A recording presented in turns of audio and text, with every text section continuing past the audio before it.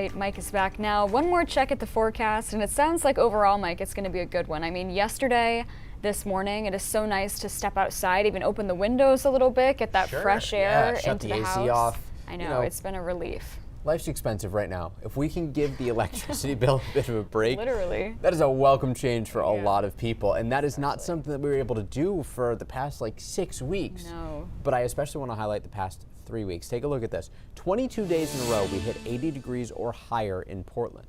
That ended earlier this week on Tuesday, August 9th, and it beats the previous streak by 7 days. Records for this go back to 1941, but an impressive feat nonetheless. And notice that there aren't many other streaks that are even above 10 days. It takes a lot of persistent heat to really keep Portland above the 80-degree mark, because all it takes is one day to shift our wind to be out of the southeast or the east, straight off the ocean, and that will cause things to be a bit cooler. The latest from the drought monitor shows some improvement across western Maine and into parts of central Maine. Where we don't see improvement, though, is the greater Bangor area down to the Penobscot Bay, and we still have a severe drought ongoing along the mid-coast and through Cumberland and York counties, with extreme drought now appearing for the North Shore of Massachusetts, and that actually continues south. Not a huge surprise given these precip deficits. An 8-inch deficit in Portland right now, 3 inches in Augusta, approaching 2-inch deficit in Bangor.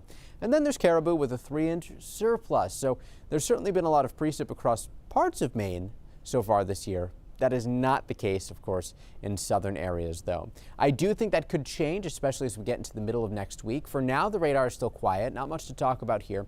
Later on today, there could be a couple of showers, mostly down east and east of the Penobscot River. And the reason for that is because there's this area of low pressure here off the coast of southern New England. That's going to move north and east, and as it does so, we'll be watching for maybe just a bit of wraparound precip on the back side of it. The higher risk for that, I think, comes overnight tonight. Today is going to be a cooler but very pleasant day. Sprinkles are possible in eastern Maine tomorrow. Very quiet to kick off the week, and then rain chances start to build. By Wednesday, potential for soaking rain. Could see a ½ inch to an inch or more of very welcomed, steady soaking rain across Maine. Hour by hour for the remainder of the day, temperatures up into the 70s, and then watch these little bands of precip that try to make it to the coastline. Just a couple of showers in Washington County. Western Maine enjoys the most sunshine today. Overnight tonight, we wrap around a bit of precip, the heaviest of which will be across Nova Scotia and parts of New Brunswick, but there still could be some showers through Washington County into southeastern Aroostook County, maybe some showers lingering into Caribou and Presque Isle tomorrow morning, while western areas clear out quite a bit, and that's going to allow temperatures in western Maine to approach 80 degrees, while temperatures in eastern Maine stay in the 70s tomorrow afternoon. Quiet on Monday with high pressure in control. Clouds start to increase. A couple of stray showers possible Tuesday, but this area of low pressure ends up moving back north and even retrograding a bit toward the coast of Maine. And as it does so, our rain chances start to increase on Wednesday, with steadier rain likely later Wednesday and especially overnight into Thursday. So we've got lingering showers into the end of next week. And behind all of this, high pressure is back, which means cool and comfortable conditions beginning Friday. Seas around 2 feet today, north wind 10 to 15 knots, gusting to 20 knots. 7-day forecast inland calling for a lot of days in the 70s there.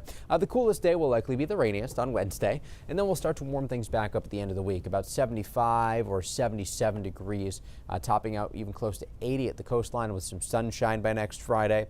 And the way that the rain is going to come in, Chloe, is that it starts off fairly gentle.